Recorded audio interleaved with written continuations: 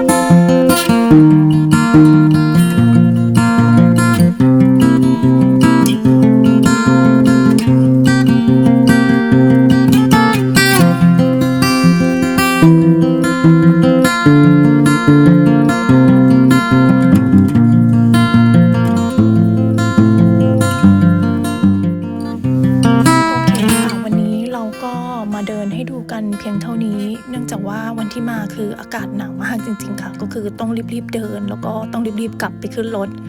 แล้วเดี๋ยวคลิปหน้าเราจะไปที่ไหนกันต่ออย่าลืมตามชมคลิปต่อไปนะคะขอบคุณค่ะ